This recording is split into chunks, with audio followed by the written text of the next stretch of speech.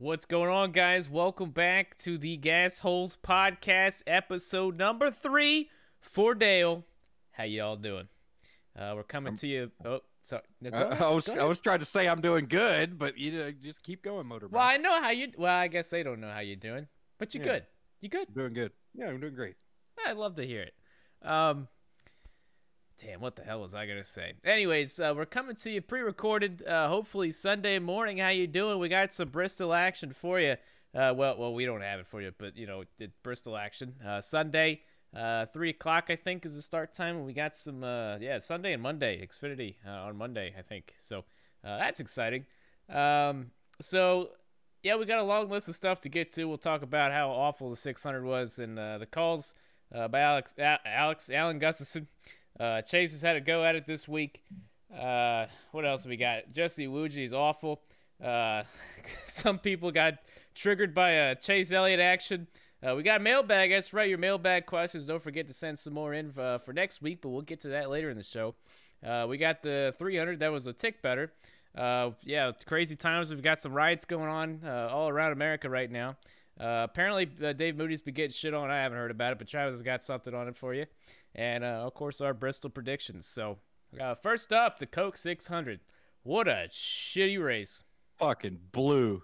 And I said that on the NASCAR Weekly podcast and got a funny look from Eric Eastep because I don't think I was supposed to say that. But that's the only way I could describe it, really. That was a horrible, horrible, terrible race. One of the worst races I've watched in a long time. And most people, the thing I saw on Twitter the most, a lot of people are like, well, we should just be thankful we have racing back. But I'm going to be honest, like, I'd rather not have racing than have that because you're sitting there hoping something will happen and it just never does. You know what I mean? It's like, I could have been playing fucking Warzone or something and not having to watch that. So it was just fucking awful. It was awful. It was funny you said that because I was the same way. Like, it was a long race. So I was like, you know what? I'm gonna booze it up. And so I got to drinking, and it was like 100 miles in. I was like, man, this sucks. Let me take a couple of those swings here. And we got 200 laps. And I'm like, man, this really sucks. take another couple of drinks. I keep on watching the race, and I keep on drinking. Like I'm thinking to myself, like at some point, like I drink enough. Like the race has got to it's got to come up to temp, right? Well, long story short, it never did. And all I had was a headache to show for it. So. I don't know why. A lot of people want to blame the package. Big probably reason why it sucked. I saw a lot of people talking about the harder tires. I don't know what kind of tires they were running, but apparently they were harder than normal. Which I don't like. Harder tires never seem to do good things like whatsoever. So, obviously there's a lot of factors into what makes a good race between just how the track's laid out, track temps, tires, aero packages, stuff like that. Who knows? Nobody ever really totally knows, but all we know is it was a shite race. The race was so bad that me and David Land were the highlights of Twitter. That's true. Twitter was more interesting than the race that night. It was I was scrolling through Twitter the entire night. That's all and it sucks because big crown jewel race, Coke 600. To be honest, in the last couple of years I've been in Indy and I've usually just sleep through them anyway. So I don't know how they'd been really in the past couple of years, but this one was not good, not good at all. So I think it's really last year was good. Last year really wasn't that great. It was just a little better than previous years. The 600 really hasn't been good in many years, to be honest. From what I can remember, every once in a while something somewhat cool happened. But back in the day, the 600 was the race you looked forward to. Yeah, I was just about to say, we talked about that before. The 600 race used to be a race of attrition. Like they were always pushing the cars and, just to make it to 600 miles. Now it's not really that big of a deal. You go out there, like most of the standard teams, like it's not a big deal to run 600 miles like that anymore. And it's just kind of like, eh. So the racing, is really about all you got. So, yeah, I mean, I don't know if we really got anything else to say about the race itself.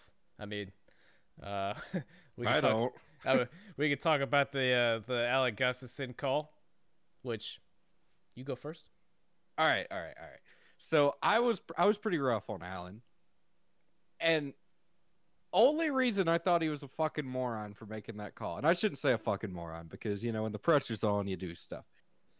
But with this package and already having an example at Vegas this year when Blaney pitted, he should have known to just stay out. Because I like back in the day when we had a real package that wasn't so fucking stupid. In that situation, it's probably best to be on offense. So it's probably best to pit because if you're on fresh tires, guys outside the top 10 or even in the back half of the top 10 are going to go with you because they're not going to really run any worse. You know what I mean? Mm-hmm. So you'll be back half of the top 10, just outside the top 10 on fresh tires and just fucking wheel the thing back around. But in this package, you can't do that because air and fucking people are 5 wide, just boxed in. And that's if you don't wreck. And Chase was lucky to get back to where he ended up. I can't fucking talk tonight. But I couldn't believe it. I could not believe that he, with this package, thought that pitting was the right call. Because, like, even if everybody behind him pits, he's still not going to drop back that far. Like, you know what I mean? Like, I don't think he's going to drop that far. Like, it just... Yeah. The package to me was the reason the call was stupid. A lot of people said the call was stupid in general, but the package made the call that much more stupid. And I couldn't wrap my head around why he thought that was a good idea. Now, one more green, white checkered, and Chase would have won the race. And that's just because Chase fucking drove the shit out of it there at the end. Chase is a wheel man. A lot of people shit on him. I think he's pretty good. But still, after Vegas, I don't see how he thought that was the right call. I can't wrap my head around it. Yeah, I get it. The biggest thing, okay, first off, listen up, gassholes. Listen up. It was really tough because it was Chase Elliott, and you know what comes with Chase Elliott? A lot of fucking idiots. A lot of dumb NASCAR fans, all right? Yeah. A lot of, like... We're 2 junior fans, too, folks, so we know all about it. Now, look, we don't claim to know everything either. But, us being Dale Jr. fans, we've put up with a lot of stupidity over the years. And still do sometimes, but obviously, since he's retired, it's not as bad anymore. But so everybody just kind of like gravitated towards Chase Elliott having the stupid fan base now. Which now, don't get me wrong, not all of you are like that. I've had plenty of great conversations with Chase Elliott fans who are realistic, but unfortunately, the number of those people are very slim, and everybody else is kind of stupid. Not gonna lie, but all right. Anyways, here's the deal. Just because he didn't win, like I knew when he didn't win, just no matter the situation, he was like everybody was gonna get shit on there. I personally, I had talked a bit about it through streams and stuff this week. I didn't think it was a dumb call, and I'll tell you why. Because it was just really unfortunate, especially that it was his teammate Bill. I don't know what the hell happened to Bill, but he blew a tire or something and it spun, and it's just, oh man, that was a rough go at it. But when you're a leader like that and a caution comes out like right there at the end, you're so screwed, because no matter what you do, everybody else is gonna do the opposite, or most of the time. So, I'm a big fan of tires, but like you said, the aero package, it's not what it used to be. It's not. That would have been the call 10 times out of 10 if it was anything else. Tires win. But now it's just such a stupid gamble with, with this aero package. If you get a clean restart, you get out front, congratulations, you win. But if you stay out and somebody else gets a better restart and now you're racing side by side with somebody on older tires, all it takes is some dumbass behind you on fresh tires and just kneel on both of you. You know what I mean? Well, what I forgot to say while I was having my stroke trying to explain myself is... Like I said, back in the old days, like 3 years ago, when we had a real package, offense was the way to go because you knew people were still going to go with you further back in the pack. It's kind of the same way now, but it's the opposite. If you stay out and like Brad and those guys right behind you pit, guys in the back are going to stay out and be your buffer.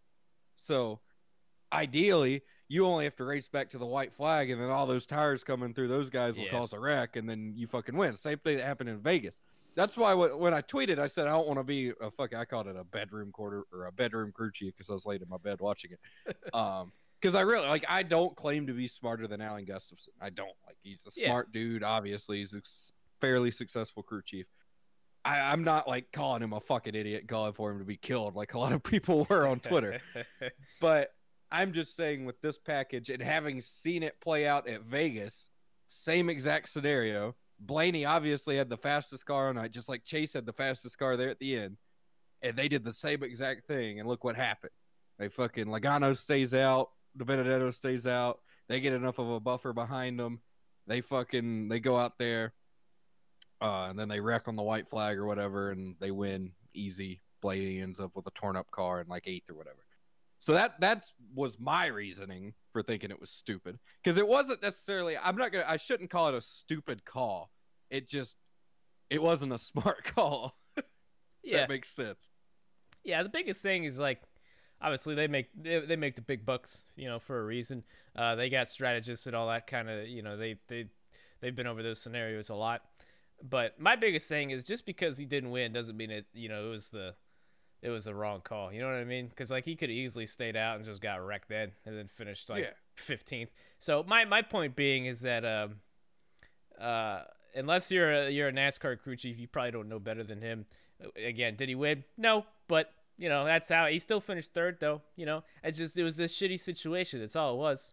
If it was, he was one tire away from winning the fucking race, 2 laps away on top of that. So it was just bad timing, and he still almost got through it and got back. But long story short, one more caution, he won it. Yeah. One more caution for sure. I mean, it happens in all sports. Like, there's always those boggling calls. Like, I don't watch many sports, but I remember that Super Bowl where fucking Pete Carroll, they threw the ball on the fucking 1 yard line or whatever. Like, like everybody in America called him a dumbass, but he makes the big bucks. He probably had some sort of plan. Okay, all right. Well, listen, that was that was stupid, but I mean, hey, it wasn't. It was dumber than Gustafson, but still, it's like everybody in the heat of battle. Like, think about iRacing for me and you. Like, think about times we've done stupid shit where it's like, it looks a lot worse from the outside, like somebody just sitting there. It looks a lot worse. But like, when you're in the fucking heat of battle and you have to make a quick decision, sometimes you're going to get it wrong. No, I think that's what happened. I don't think he's a fucking idiot for it. He just fucked up. I agree. No, but that call to pass it on the 1 yard line instead of run it with one of the best running backs in the league at the time. That was like pitting Dale Jr. 2 laps to go at the Daytona 500 and putting him at the back because he's such a good driver driving up through there. We'll never know what he was thinking. We'll never know. But it was probably a bad comparison. But you know what I mean? Like, people like in charge make stupid decisions sometimes. Yeah, it happens. All right. Well, you wrote down Chase's luck. You want to talk about Chase's luck? I don't know why the fuck I wrote Chase's luck. I didn't know either. I really don't have a clue why I wrote it. So, we do this outline in our Discord that we record this in, and I've been in charge of the outline for the last 2 weeks for some reason. Oh yeah, we were gonna trade off on that, so that was you just kind of went ahead and did it this week. So good on you. I guess I'll get 2 weeks in a row next week. Well, it was getting fucking late. It's 2:30 already, so I was trying to speed this up a little bit. I was waiting for you, damn it. We've been watching the riots. Well, that's later on the outline. We'll talk about that later. Yeah, but I don't know why the fuck I wrote Chase's luck, so we can skip over that. Okay. Well, anyways, so that brings us to Xfinity. I don't really remember a whole lot of the Xfinity race, to be 100% honest with you. Who the hell even won? No, I know Noah Gragson wiped out a bunch of people. See, problem with the Xfinity race was... Yeah, what the hell is going on? Oh, yeah, that's what it was. Going live. So I was watching part of it, and then Noah wrecked and heat races were getting ready to start. So I had to bail on the breakfast. So I don't remember who won, to be honest. It was Kyle Busch. I do remember what happened now. Yeah, so it was that was another thing, man. It kind of pissed me off that people it was actually a really good finish, and people were just fucking pissed. Let me go on my listen up, gasholes. Listen up. Let me go on my rant of people that hate Kyle Busch so much that if he wins, it'll ruin everything for them. I can't stand when people take sports so seriously. They hate somebody so much that when they actually deliver a good finish that was entertaining, it's all ruined in their minds because they're too stupid to fucking get over their dumb hate for somebody they've never met in their lives. I hate to interrupt you, but you got to watch this video, and I'll tweet it out or something tomorrow. Look at that. Oh, so I'll explain while you watch. So apparently during the protests today, for whatever reason, the trend lately has been to find Oh my dumpsters God. and push them down the road. So one protester's dancing in front of a barricade, making a big fuss, and these other protesters are hauling ass down the road, pushing a dumpster. And I guess they don't see the guy, and they just fucking annihilated him. But anyway, continue. The Xfinity race, yeah, like I said, I didn't get to catch the finish, still haven't gone back and watched it. But from what I saw, yeah, I mean, it wasn't. I mean, it's not going to be something I'm going to really remember for years, but it was a good race compared to what we saw with the Cup Series. I like the Ross and Kyle Busch battle early on, where Kyle Busch was kind of toying with him or whatever. Oh and yeah, giving him no, shots down the back that was straightaway. really good stuff because you could see those Xfinity cars actually drive around each other, and you could like those guys, like him and Kyle Busch, they were just hustling it, and I love that stuff because I don't know how NASCAR ruined their Premier Series. I don't understand how they did it. Literally, Xfinity and trucks are just better. They're just better now. They put on better racing. I don't understand. Do you understand it? Because I don't. No, it beats the hell out of me. Your Premier, this is the Cup Series. You just ruined the fucking cars, and now every single week, Xfinity and trucks just bitch slaps the Cup Series race out of the park every time. Remember when this package was new? I guess last year. And there were some races where off the trucks were faster than the Cup cars at time, or like right there at the same time. God, man, that's not how it's supposed to be. And like I said, I've said it a lot. I'm not one of those speed nuts. Like, I don't care if they're doing 130 around the track. If they're fucking wheeling it, and they can actually race, I'm fine with it. But yeah, I don't think, man, there's no reason the fucking truck series should be going to the same track on the same tire. Were they on the same tire? Weren't they on the same tire? Yeah, I feel like I saw that somewhere. Yeah. Same tire, same weekend, fucking 2 days apart, and put on a better show with fucking teenagers. Like, you got people out there, and it's not the driver's fault, but like, you got people who have been racing in NASCAR for 20, 30 years, whatever it is. Well, not 30. I don't think we have anybody in 30-year territory yet, but Kenseth is getting there. He's pretty damn old.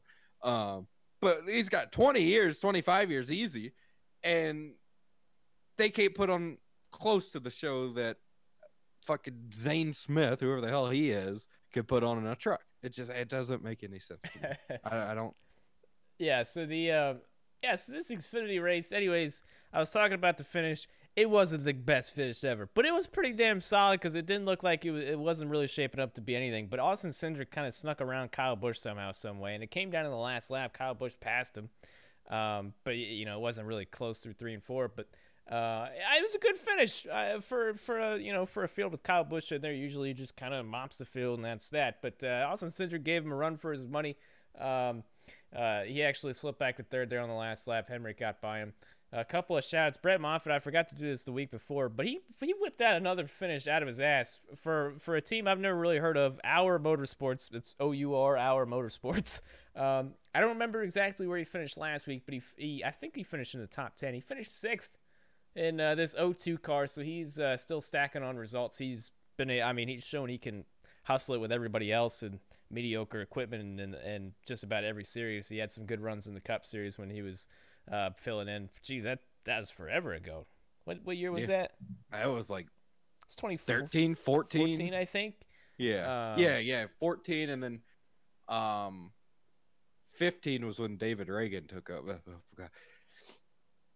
You good? I thought I was about to sneeze and something came over me and it didn't happen. Reagan filled in for Kyle Busch, and then was at BK, and then I think he was at MWR, or he went to MWR and BK. There was a year that everybody and their brother drove the 55. Yeah. Burton, I think Jeff Burton came out of retirement for a race or two. Yeah. So, anyways, I don't know why I mentioned that.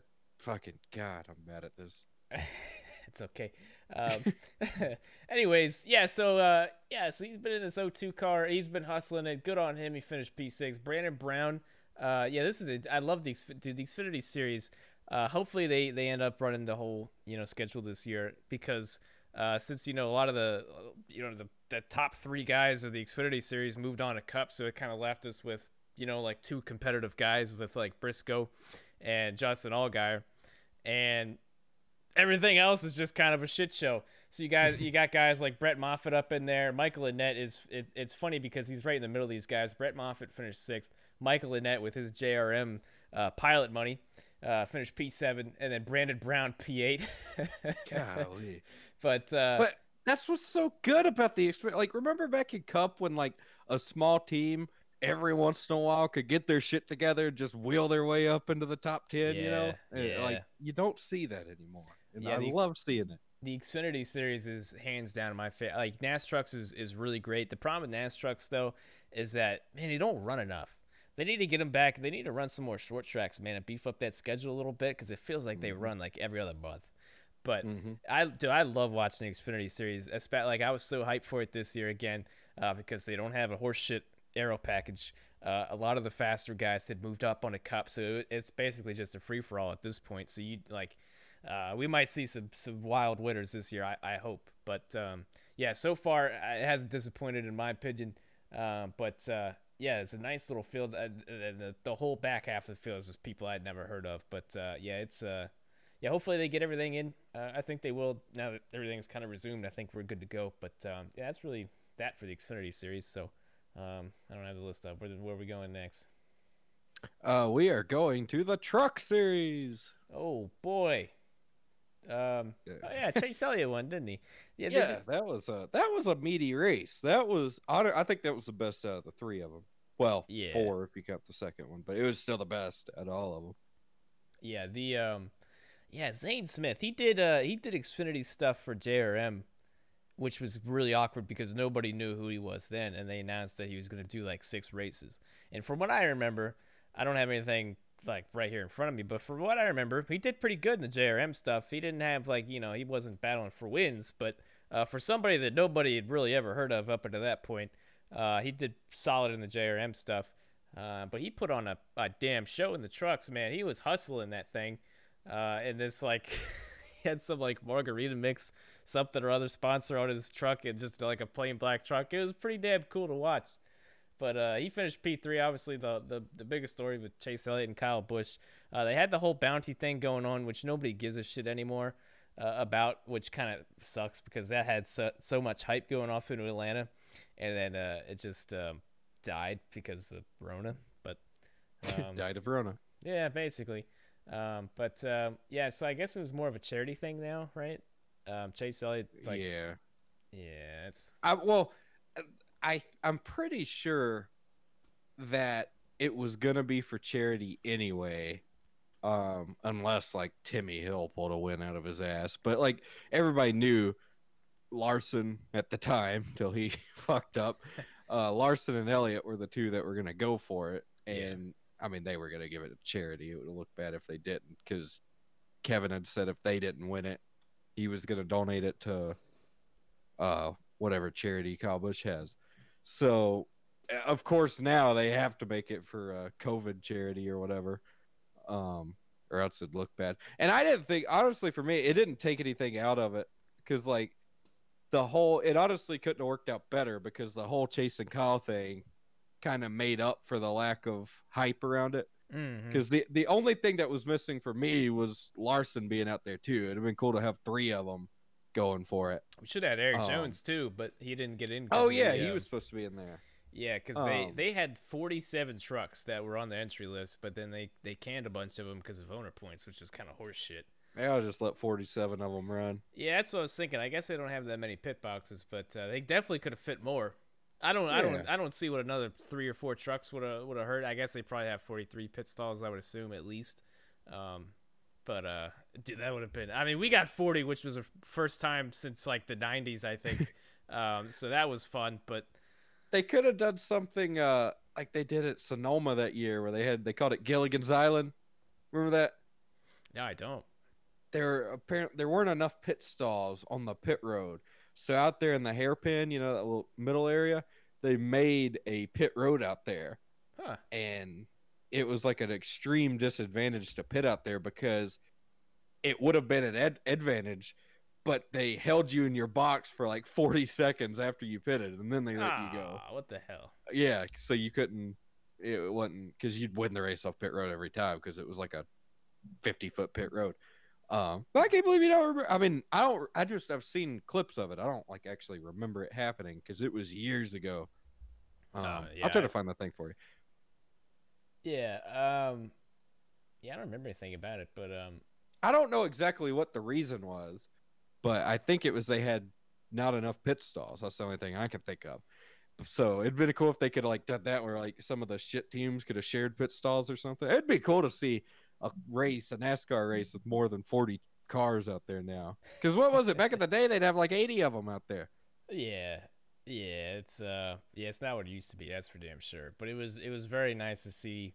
That was something I think a lot of NASCAR fans did not expect to see ever again. Because we were like, it's gotten to the point now where it's like people were thinking like, we don't know how much longer the truck series is going to make it. You know, it might fold, depending on how teams, you know how it goes with different teams. But yeah, it was oh man. And you know what's funny about it too is they made it like half of the race or over without any cautions, without obviously in the stages. But well, they made up for it at the end. But yeah, they started eating shit left and right. We're gonna give a call to John Hunter Nemechek. Dumped Todd Gillen. And ended his day, so we'll add one on the list for John Hunter Nemechek. He went on to finish 6th. It's funny too because Todd was driving for John Hunter's Cup team. Yeah, it was very awkward. So that was awkward. And then John Hunter, I noticed I guess they've made him switch to Ford when he's driving the Nemco truck, which that's weird to see. I didn't notice that. Yeah, it was a Ford number 8 now, which it looks weird as shit. I really think that they just put a Ford nose on it and called it a day because it looked kind of odd. But man, everybody's fucking riding his cock now, and I don't see it. Like, I guess he's good and all, but like I heard people saying like, oh man, he might be a candidate for the 48. Like, there's no fucking way, dude. Yeah, no fucking way. Yeah, I wouldn't. I just I don't know, man. I've been like, I guess a lot of people just haven't really noticed. Like, I don't know. Just I remember watching, like, being there in Martinsville back when he was just a NAS truck guy, back when he was John Hunter Nemechek. And I just, like, after watching him run those couple races at Martinsville when we were there, I just, like, after that, I built a mental note of every time he either wrecked somebody or wrecked himself. Because he just had this, like, just the way he raced compared to everybody else. I didn't, like, I just looked like a dick to me. But yeah, he was getting like moved around and punted. I remember sitting there in the stands, sitting there in turn 1, and us looking at each other. I'm like, he's gonna get his shit dumped. I don't know if he ever. I mean, he got knocked around a lot of times. I don't know if he ever totally got his shit dumped. But he just, like, ever since then, man, he just had that. At least in my mind, that I don't know. He's just one of them. He tries a little bit too hard. I've heard stories about him. Trust me. Just being fucking stupid, like driving, like even now in the Cup Series, as he's like a back marker, just driving over his head. He had to go at it at Darlington, but he has put some good runs together. I think the biggest thing with him is if he can just, like, he's kind of almost like a Stenhouse. Like, he can make the car go faster once in a while, but if he doesn't, he just steps on his dick every once in a while. If he doesn't do that, yeah, we'll see. But especially for like a smaller team, front row, I guess it's I don't know, high ceiling, but you might tear up a couple of cars. But yeah, anyways, yeah, I mean, I guess, yeah, we probably have a skewed hatred for him because of those Martinsville races. Because that's where my Todd Gillen hatred came from. That race where we saw him run over. Like, anytime anyone was in front of him, he just ran him over. And then I think eventually he wrecked. Yeah, that's the fun thing about Martinsville. We saw him win. Yeah, see, that's the thing. You can always tell, like, if you go to a Martinsville race in person, where you're not looking through what Fox wants you to see and all that zoomed out camera horse shit. If you go to a race at Martinsville in person, you can tell every single driver. You can tell who they are and what they're about by just how they race a full Martinsville race. I'm telling you, you will learn the clean guys, the dirty guys, and the fucking idiots. Yeah, pretty much. We got to see Mike Seneca. We've got to see some real good ones. He ruined that race because he couldn't figure out how to get it into the garage, and he slowed the vortex, and then it started snowing. Yeah, and dude, that was like the race that almost got him the boot out of NASCAR. Like, they were pissed because he was so slow. He went a lap down within like 5 laps at Martinsville. Yeah, it was pretty bad. And then, God, I don't remember. I don't want to say too much because he'll get on Twitter and threaten to sue you. Yeah. But he he tweets the definition of slander to people, but it's not slander. I don't think if it's true, and everything I'm saying is true. He was slow, and then they were telling him to get off the track, and then I think he wrecked trying to get off the track, or just stopped on the track, one or the other. And then I think he got it back going, and he may or there were reports, I think, that he hit a safety truck or almost hit a safety truck on the way in, and then it, like you said, started snowing, and then all hell broke loose. That was a weird fucking weekend. Yeah, it is. Well, maybe we'll talk about that sometime. Yeah. For whatever reason, I do have a hero card from him that weekend, and it's funny because it's not about his truck; it's him and his ARCA car. So that's it's net. Yeah, you know you're in for trouble when you show up to the Truck Series weekend with your ARCA hero cards. But was he the one with the poorly photoshopped ones? Probably. The fun thing about that though is that like they always do like an autograph like thing where you can like pick up hero cards and stuff, and we always like dick around through the lines and see what's up. So I have like a stack of hero cards specifically just from Martinsville truck stuff, and man, some of the hero cards are fucking hilarious. I love it. Yeah. So, anyways, back to the Truck Series race. We had some goofballs here and there, but yeah, nothing really. Okay, well, we got to talk about Angela Rutsch, which is funny because you tweeted out that Kyle Busch was starting. What, right behind Angela Rutsch, Natalie Decker, and what, Jesse Iwuji? Yes. And Todd Gillen. Gillen. Let me find the picture right here. Make sure I'm correct. I got the picture right here. Well, hang on, a couple more scrolls. One more scroll. Oh no, up a couple more scrolls.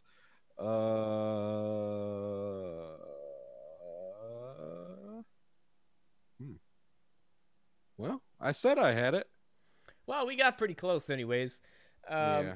Yeah. So, I guess a lot, especially this was the first race for the Truck Series back. So, okay, let's be honest here, gasholes. Let's be honest. Nobody was expecting Natalie Decker, Angela Rutsch, who was the other dumbass, Jesse. Well, okay, well he didn't finish, and we'll talk about that here in a minute. But yeah, nobody was expecting those buddies to finish. But Angela Rutsch, one way or another, pulled a 23rd place finish out of her behind. So good on her. That was probably the biggest surprise of the night for me. Natalie Decker. Well, I actually, man, people were flaming their her audio up. I remember watching. People were just quoting tweets. Wave arounds. Yeah, it is such like they were explaining the wave around to her. They were explaining trail braking to her during the race, which like. Listen, if you're a Truck Series driver and your crew chief is trying to explain the concept of trail braking, this is not good. This is not good. Like yeah. I don't get me wrong. Don't get me wrong. There's nothing wrong with learning, but this is the Truck Series. This is the top 30 Grand National Series of NASCAR. If you've made it this far and you don't understand what trail braking is, that's not good. Well, that was the thing I tweeted, because poor Brennan Poole, he got taken out by 2 of the 4 people I tweeted about in like 2 cautions in a row. Rough go. Yeah, it was back to back. And it's like, okay, Brennan Poole, say what you want about him, but I mean, I classify him as a racer. Has he, done incredible things? No, but he's a racer. He deserves to be out there, and he makes. Yeah, I mean, he'll bring it home in one piece, give you a good run, and. Then you got people like Iwuji, who we will get to, and Natalie Decker, and 2 cautions in a row. Nothing that Brennan Poole could do. He's out there fighting for his life in a piece of shit truck that has no funding. I don't think it had a sponsor on it. And then you got these 2 trucks with sponsors all over them. I called them billboards because that's all they are. They're only out there because they have money. And they fucking take him out. It's dangerous is what it is. It's really dangerous. Yeah. Yeah. Oh, jeez. Poor. Like, I trust me. I want her to do well. I'd love to see her do well, but man, it makes you wonder. It really does. Have you heard? There's been times with Decker where it's like watching her do things. It's like there's potential there, because she's won a late model race or 2. And I had some simp come after me on Twitter one time citing all of her late model stats, and it's like I'd hope she could win in late models with her fucking dad's money, but. When she's come to NASCAR, like when she raced in ARCA, there were times where it's like maybe there's some potential there, but it doesn't look so good anymore. Yeah. Especially listening to the radio where they're having to, like you said, explain trail braking, or even Daytona where the spotter was like, Oh, yeah. stay on the bottom, stay on the bottom. Oh, they're gonna bump you. They're like, she could have won that race where she was. I was gonna ask you if you'd heard that. The spotter literally did more driving than she did at the end of it. Look, after this podcast, go search Natalie Decker spotter audio from Daytona. It's worth a listen. I actually used it for one of my NASCAR 4 career mode videos. You guys might have seen it. If you did, appreciate you for watching. How you doing? Yeah, no, she it's just she does it long enough. She'll learn, I'm sure. From what I understand, give her the benefit of the doubt. The trucks are real darty, and they punch a weird hole in the air, and they're funny to drive. So from what I understand, it takes a little bit to get used to them. But she got used to something last year. That's for damn sure, in a limited schedule too. But she had a rough go at Charlotte. But first race back is what it is. All right, I know you've been itching at this one. Jesse Iwuji. Fucking sucks. He crashed. Again. You go ahead. Well, I don't even know where to begin, because our relationship with Jesse Iwuji started back in the Cesara days. That's true. Right? Yeah, no. He was in there. I mean, we knew of him. We knew who he was. I think we had seen him wreck a K&N car, too, at the time. So here's my thing. Here's my problem with Jesse Iwuji. Once again, sponsorships got him to where he is. And it's tough to explain because obviously Jesse is black, but he doesn't play the race card at all. He plays the Navy card more than the race card. Anytime anybody shits on him, he's like, well, I served my country for this. It's like, okay, thank you. Yeah. You still can't drive. You know what I mean? Like, yeah. if a Marine comes home and tries to skateboard, busts his ass, I can be like, hey, you suck at skateboarding. Thank you for your service. You know, it's not disrespectful, is it? You know, yeah. I don't care who you are, what you're about, or where you're from. If you suck at driving a race car, you suck at driving a race car. Sorry. It's like, that's what bothers me, because like you're always gonna in NASCAR and the whole Drive for Diversity program, you're always gonna have the angry boomers who just say a lot of them are just there because they're different. But Jesse's not there because of that. He's there because he's played this military card and somehow built up enough sponsorship, and he just constantly fucks up. Like, his lack of awareness is dangerous, dude. Like, qualifying, perfect example. Spins out at Vegas, and instead of locking it down, fucking drives that bitch into the inside pit wall where people are standing. He never used the brakes, like, at all. Maybe, like, he used it, like, right. I remember that clip. He just drives it, and just murders the inside wall. And then, when fucking Newman almost dies, they get him on GMA or whatever. That was not a good look. The fucking dumbass wears his fire suit and holds his helmet during the interview and talks about safety equipment and crashing, which he knows a lot about. I'll give him credit there. They probably picked the right guy if they wanted an interview about crashing, because he's fucking hit a couple of walls in his day. But then fast forward, all the time when people are roasting him on Twitter, like I said, doesn't play the race card, plays the military card, which baffles me.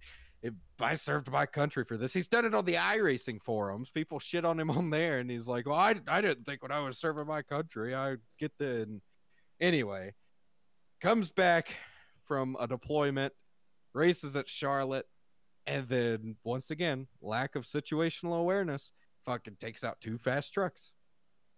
Yeah, that's what bugs it. Man, let me tell you something.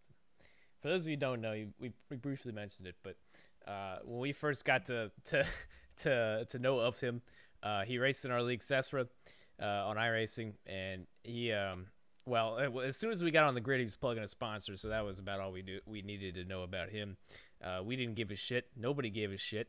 Well, they weren't real sponsors either. They were like commission codes. Yeah, that was. Let's just put that out there. Yeah, that wasn't a good look. So that kind of rubbed everybody the wrong way. Anyways, his own merch. He was plugging his own merch the whole race. Yeah, and then one thing, but he went out there and 15th all race, maybe. Like he was just kind of there. You know what I mean? In Cesra. Yeah, it wasn't a very talented league at at the start, anyways. If you can't finish top 8 in Cesra, you need to sell your iRacing rig. I'm just gonna put that out there, because there's just no hope for you. But it's not okay. It's not about running well. But okay. But yeah, plugging on your stuff. It kind of is. Well, if you're okay, I give it the benefit of the doubt. Okay, half of the real world drivers don't do well at iRacing, anyways. I understand. Well, yeah. That. Okay. I'll give you that. But yeah, nobody liked the plug-in stuff. Nobody likes that guy, no matter who you are. All right. So, anyways, yeah, the biggest thing for me, I was scrolling through Twitter, and after Jesse Iwuji pulled this, like, okay, so let's talk about the incident first. So basically, Brendan Poole, I think it was Poole and Stuart Friesen were running side by side, and he did tweet an apology. We'll get to that here in a second as well. It's just like there's just a lack of awareness where he just drifts up under these two trucks running side by side, and it was a pretty rough accident, and just takes both of them out. I don't know if anybody else got a piece, but yeah, it's just not only was he so far off the pace, but just an absolute lack of awareness. Just like it was bad enough if you're slow, but you're taking yourself out in all these other trucks. It's stupid, very, very stupid. The least you can do if you're gonna be slow, at least know where the hell you're driving. Anyways, Matt Weaver started retweeting a bunch of his old tweets, which I thought was hilarious. From past years of Jesse Iwuji being stupid, where he tweeted about it. Of him. Oh, did he? Yeah, he did. This. You go back and look at his retweets, and a lot of them from like 2018, 2017. I don't know if there was some from before that. He retweeted old tweets of himself talking about how Jesse Iwuji was either in the way or causing a wreck while he was in the way, which I thought it was hilarious because he has a long history of that. Matt Weaver went in on him. A lot of people went in on him. A lot of people. There's a select handful that were standing up for him. I had somebody in my replies who was a friend of him, which, like, it's cool you're friends and all, but like, let's be honest here. Let's be honest. But we'll talk about. So he tweeted out an apology. I'll read it. First, I want to say I'm okay and I'm in one piece and I don't have a concussion. Okay. You sure? I want to sincerely apologize to the 52 and 30 teams because our issues messed up their race. I respect that. I already sent a DM on Instagram to both drivers last night. Hopefully they get to see it. I also want to apologize to our RBR team as those guys worked very hard to get the truck ready to run Tuesday night. What's RBR stand for? Real bad racers? Oh, boy. Sorry. That's all right. For those asking what happened, my spotter had a bad vantage point up the front stretch, so I was having to double and triple check my mirrors there all race because we weren't able to get the communication we needed on the front stretch. That's my first problem. If you're going to be 30 miles an hour off the pace, you better get your spotter in a spot where you can see, like it's all hands on deck to get you out of the way so something like this doesn't happen. All right? Yeah. Sorry, I lost my point where I was reading. I was having a triple check my mirrors. They're all race because we weren't able to get the communication we needed. Yeah, okay. On this particular lap, bad timing killed us, and after I had checked my rear mirror one last time, I had only seen one vehicle, which was the 30, and was thinking the 52 was about to fall in line with him and go around my outside. As I pushed up just a hair to get an arc on the corner, it was enough to get in front of the 52, and that's all she wrote. For those asking about Speedball race, we didn't have much there. Yeah, no kidding.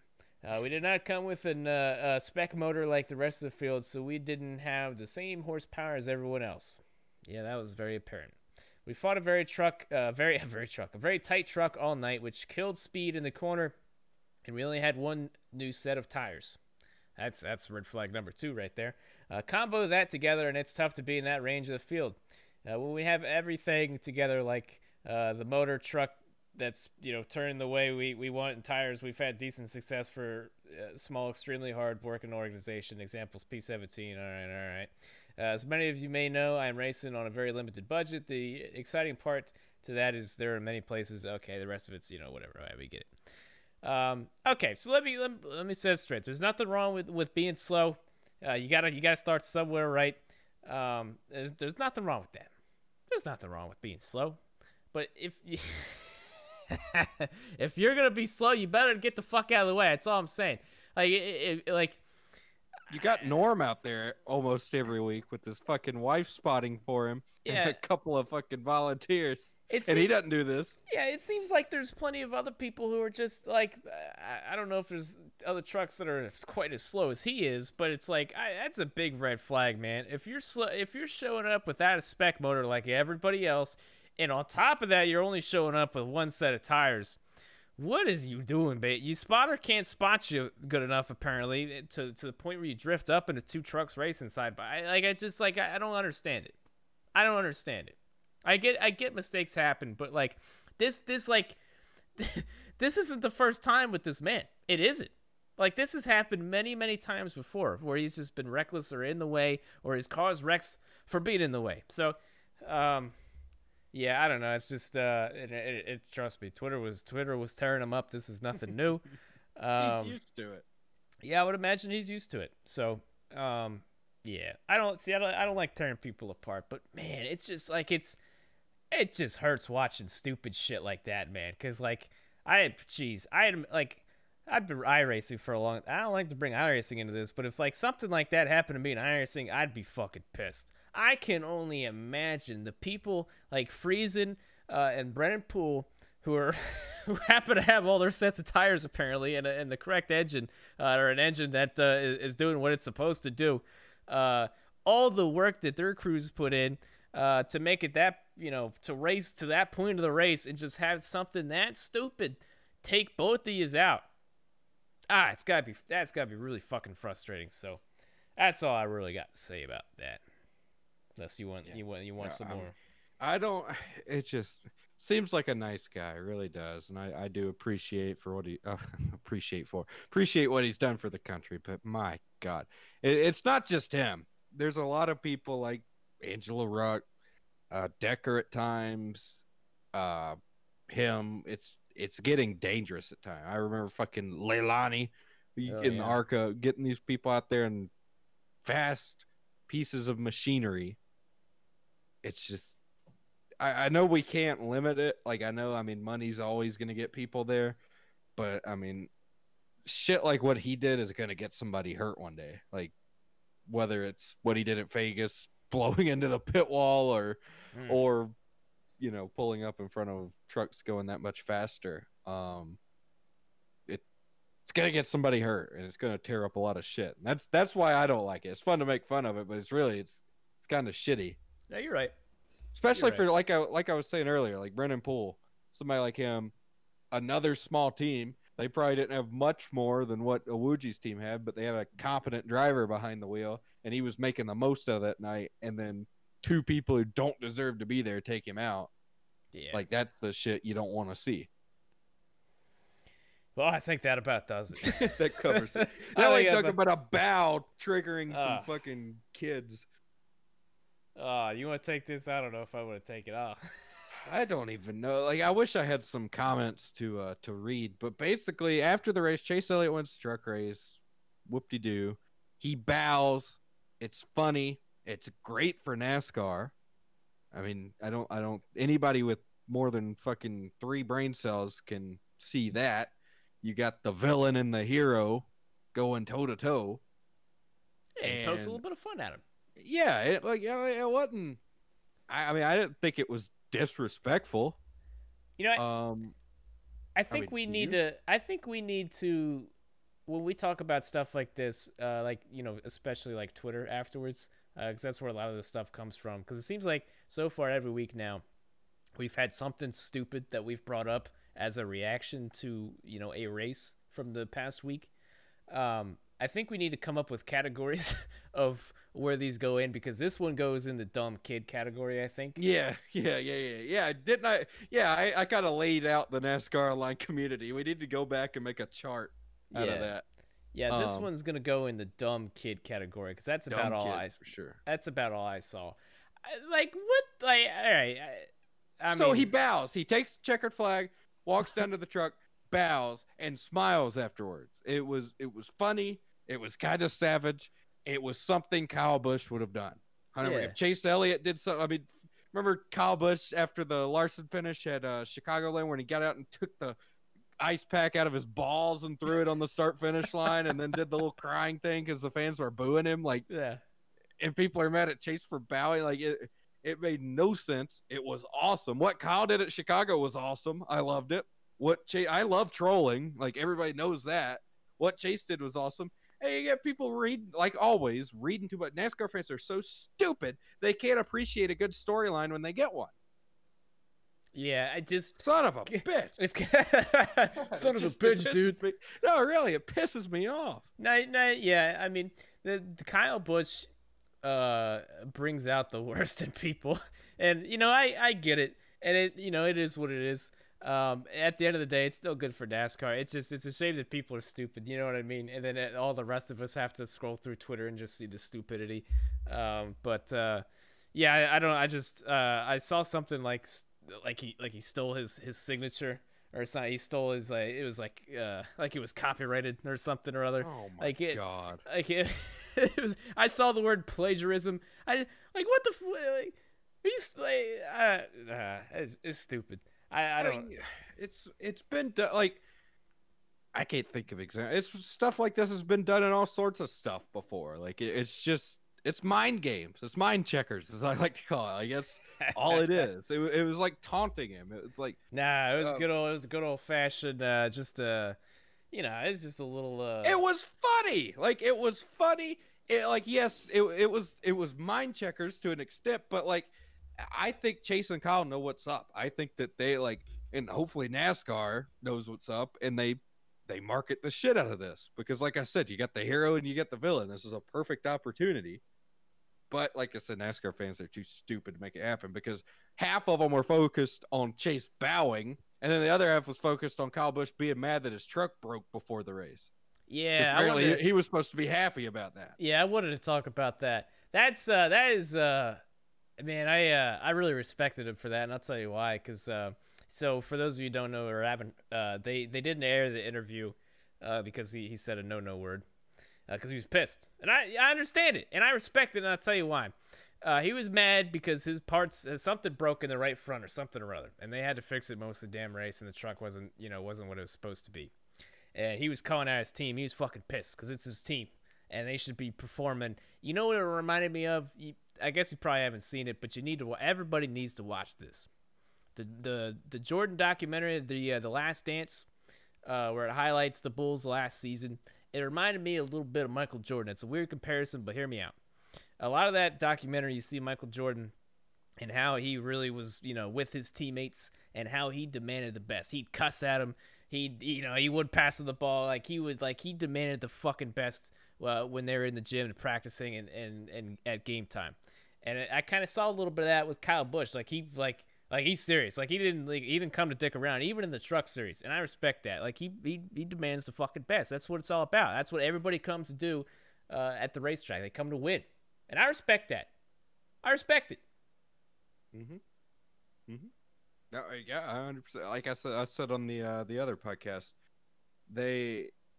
any successful businessman or any successful anybody is going to be pissed off when the result, not the results, but when the quality of something is poor. You know what I mean? Level. If people see it in their jobs all the time. If you're doing a shitty job, you're probably going to get your ass chewed. Yeah. If you're writing the checks for these parts to do what they're supposed to, and they don't do what they're supposed to, you ain't going to be happy about it. You're going to be like, what the fuck? Why are these things not doing what they're supposed to be doing? Well, and I'm sure as odd as it sounds, it probably pissed him off a little more that he finished so good with a broken truck. Because had the truck not been broken, he'd have won by a mile, probably. Probably. But yeah, I mean, I didn't see a problem. I like it. Like, if he just got out and was like, golly gee, we did our best. It was our first race back in 4 months or whatever. But, we broke before the race, but that's okay. I know, you don't want to be like, you didn't be like, fuck this. Somebody's getting fired. Now, I think I want to make it a mission with this podcast. If there's any stupid Kyle Busch fans listening, I just or stupid Kyle Busch haters, I guess I should say. Any Find a bridge, a short one, and take a long walk.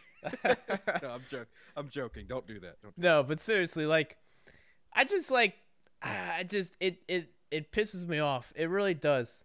Because I just can't, like I said it earlier in the podcast, I'll say it again. I just can't stand when people, like, they have so much hate for one individual that they just let everything else be ruined. You know what I mean? Yeah. Like, just take a step back and just, like, enjoy. maybe take a step back, enjoy it, and maybe understand it from a different perspective. And you see why maybe people respect Kyle Busch. That's all I'm that saying. was my biggest thing with NASCAR in general. That year that Chase got dumped by Denny, I wanted to see Chase win that race. 2017. I don't think anybody there really didn't want to see Chase win. Everybody wanted to see him win. He gets dumped, and I mean, people were like their dog got shot. But for me, I was sitting there. It's like, okay, most likely Hamlin didn't mean to do it. Most likely, like that was the first thing in my mind. Second thing in my mind is we just watched something that's going to be replayed for years. Like we were here to witness it, and I enjoyed it. I enjoyed the moment, and I didn't let it get me like down. I didn't. And I'm not really a Chase fan, and I could see where if it was your favorite driver, but still, like, I don't see how NASCAR fans become so overcome with hate that these great moments, Chicagoland with Kyle Larson, Xfinity with Chase Briscoe is different because Briscoe won, but all these think about all the great moments that Kyle Busch has been involved in, and people just shit on him because Kyle Busch won. Yeah, it's like maybe you should start liking Kyle Busch. Like, look at all the good stuff he's given us. Yeah, no, I just Kyle Busch, man, and it. Don't get me wrong, like it's good that people hate him, and I get it, because every sport needs the bad guy, and I get it. But I wish people would be more, would have a little bit more common sense with the whole deal, and just kind of understand it from maybe a different perspective, and put that hate aside, man. We got too much hate in the world right now. Especially for NASCAR that, we lost for however many weeks. We're right back in the swing of things now. But, yeah, man, just I'm not saying you got to love the guy. Trust me. No, he's a dick, no doubt. Yeah, there's a lot of stupid shit he has done, and I understand it. And I 100% understand that Horner Day thing back in the trucks, whatever year that was fucking stupid. That was probably the dumbest thing he's ever done in his career. And I to this day, that was just... like, what the hell are you doing? But, like, once again, he's come a long way. I respect him. I do. Yeah. Yeah. Yeah. Well, that brings us to the Moonhead mailbag, I do believe. What we got over there? Boy, we had a packed mailbag this week, so we had to choose some questions. So, yeah. If you want to ask us something, send it to askmoonhead@gmail.com. Our first question comes from Xander Bispo.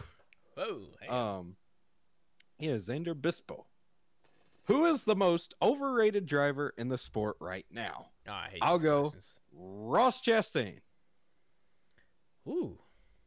I think he's overrated. I think he's question? another. Who's the most overrated driver in the sport right now? In the entire sport. Yeah. Ooh. All right. I think Ross. Why do you think Ross? Because Ross reminds me a lot of Stenhouse. Ross, yes, there's a lot of raw talent there, and yes, he'll wheel a car up there, but Ross will also wreck a car really, really quickly, and he'll also wreck a lot of other cars when Ross wrecks his car. So that's why I think Ross needs to find a way to run good without just racing the absolute dog shit out of everybody and almost wrecking every lap. Yeah, no, I agree with that. The thing with Ross though is that, like, he came up so damn quick that it divided a lot of people real quick. You either, like, you really liked him, or you were just like, you're a party pooper and you didn't like him because everybody else liked him. So I like him, and I want to see him do good. I think his story's cool. I think he's a humble guy, and he's exciting to watch. I just think he's overrated. Yeah, I agree with that. It's not. I don't think he's the most. I don't know why. The first guy that popped in my mind was Eric Almirola. It's weird. Like, and it's not really. Again, it's not really a good answer to the question because I don't think it's true. But I was just thinking about that yesterday, or the day before. Does anybody remember Eric Almirola? Like, when was the last time somebody talked about him? Yeah, well, him and Cole Custer, I just forget about him. Custer was like one of my favorite. He was my favorite Xfinity guy, and I was excited for him to move up to Cup. And him and Almirola have just sucked, absolutely sucked. Boyer's been running good. They just can't finish a race. Yeah, and then Harvick's Harvick. But... Harvick's Harvick, but arguably Boyer's run better for longer periods of time. You know what I mean? But Harvick, the closer, comes in. Almirola, man, doing good, but I'm torn on him because I feel like he's a decent driver. I remember his first year as Stewart Haas, he should have won like 5 races, but found a way to fuck it or get fucked, and then won Dega. That was all.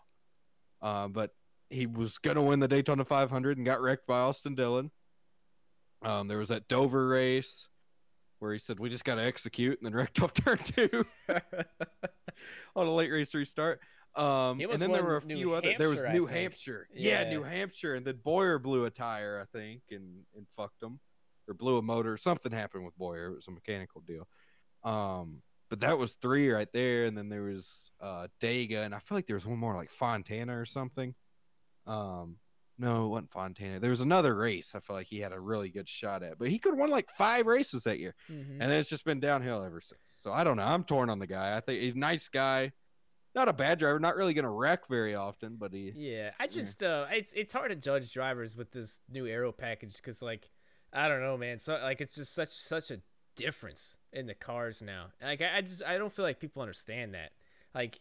You just going from like just so much out of throttle time and just managing the rear tires so much to this just like nearly wide open at a lot of the tracks, considering most of the schedules 1.5 miles or bigger tracks.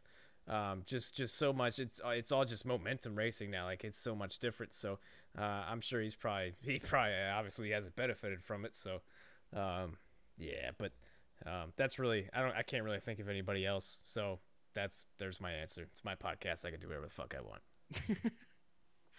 All right, next question comes from Jacob Gregory from Parts Unknown. He writes, are either of you guys readers of David Smith's NASCAR analysis on motorsportsanalytics.com? And if so, how much stock do you put into the numbers he's able to generate about team performance compared to the more traditional route of judging based mostly on the eye test? No, I'm not a reader of that. But I will check it out because it sounds pretty cool. Yeah, I think I know what he's talking about. I don't really know it off the top of my head. I'm not a really big reader whatsoever. But no, it sounds. I think I've seen stuff from that. But yeah, no, same with me. But I'd like to check it out as well. Yeah. Well, he's got a podcast. He's got resources, stats. What's his podcast called? Let's see. Positive Regression. Oh, look at that. Original. That's pretty cool. High five to him. Yeah, Denny Hamlin on there. He's got no, he's professional. He's got real mics and he's got a Mac. 63 episodes. I don't know. I'm gonna check this guy out. He looks like he's got his shit together. So thanks, Gregory. You may have just or Jacob Gregory. Sorry, you have 2 first names. It's not my fault. Wow, I went in on that guy. I'm sorry, Jacob. Yeah, I'll check him out. All right, next question. Ethan Strite, he actually sent us 2 questions.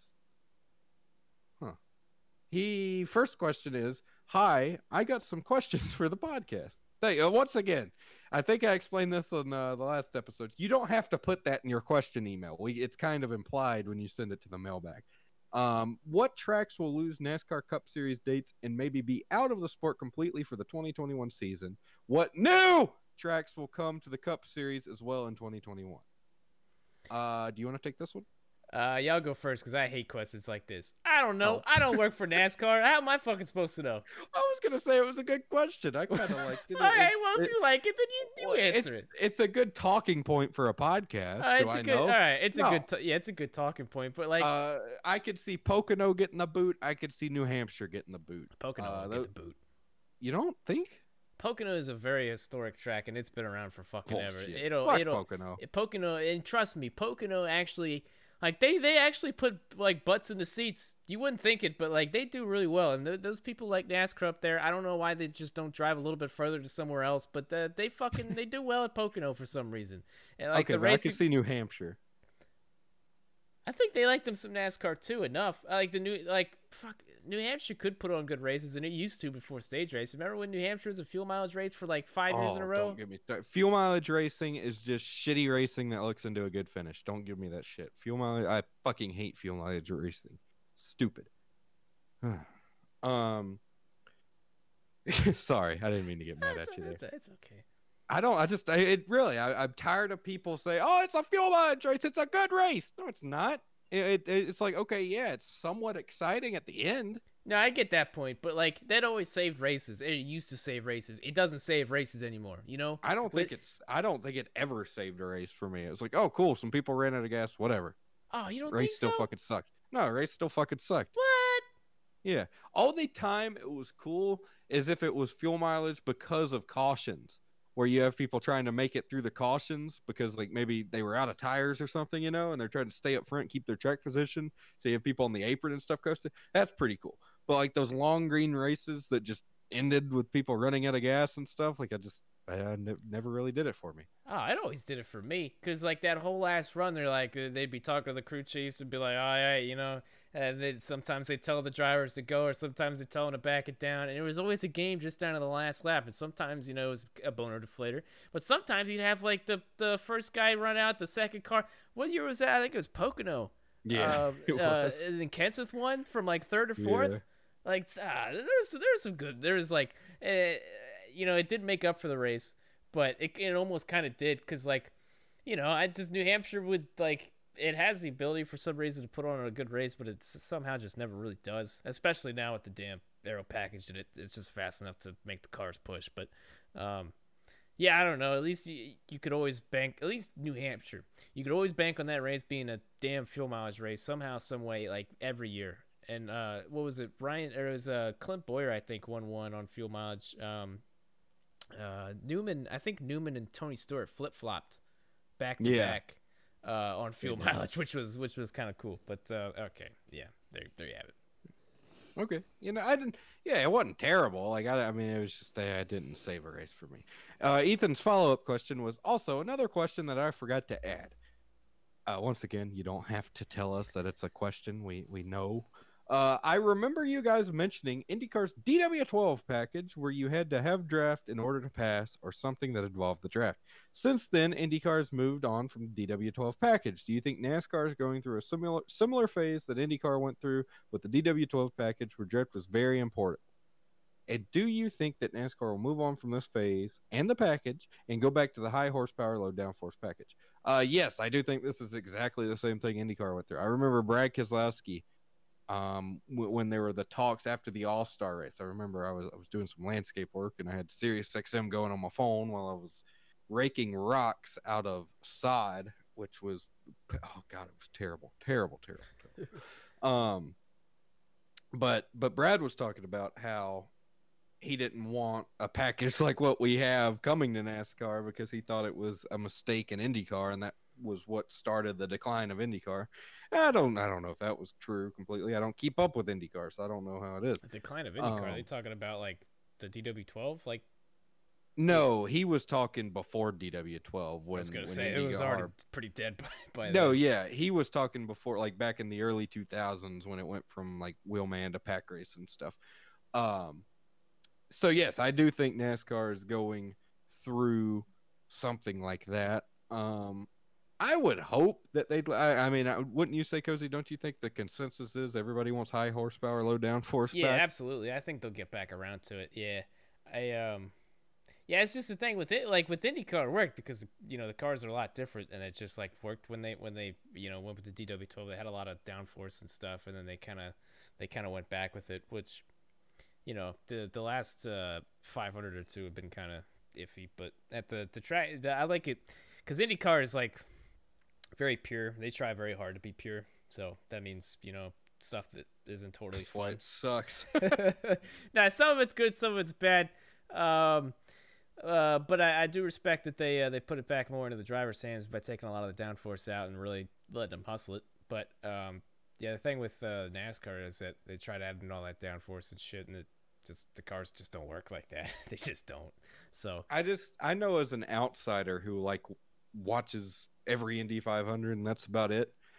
I preferred the package where it was like you had the line of them, or like the slingshot. I don't know what Yeah. years it was, but you remember when they slingshot each other? I thought that was really fun to watch. Now, I can get what you say, because I really like watching, we talked about it, how I like watching the qualifying for the Indy 500 every year. And with this, they're really fucking, on edge, even during the race. Like, I like watching people, I don't like watching people eat shit off of turn 2 and turn 4 and shit, but I like watching them have those oh shit moments. Yeah, And that's something you didn't really just have being on with edge. Yeah. So I can appreciate it both ways. I feel like IndyCar, high downforce in IndyCar is not near as bad as high downforce in NASCAR. Yeah. But what I don't, like I said, I don't claim to really know shit about IndyCar because I don't really care. Yeah, those were the most batshit crazy years, though. It's something that when that DW12 car came in, just the all out, just back and forth. There was like, I don't know. I would imagine it probably set some records for lead changes. I don't know if that's totally true, but I would imagine it probably did at some point. Yeah, I don't know if it'll ever get back to that. But yeah, that was, dude. There was some wild years, and but that's the thing though. The cars are getting, they the first year, like 2019, the most recent one, the second year on the low downforce, I believe. Got my years straight. It's still not, it's not what it was, but they still managed to, like, I was watching we did a recap of the last year's Indy 500 on the day it was supposed to be this year. They brought in Rossi and Simon Pagenaud. They were talking on top of the pagoda, and they were just kind of walking each other through the last couple laps. I thought it was really neat hearing what they had to, what they were doing to try to, both win the race, obviously. And yeah, they're just they managed to pass each other a lot there in those closing laps.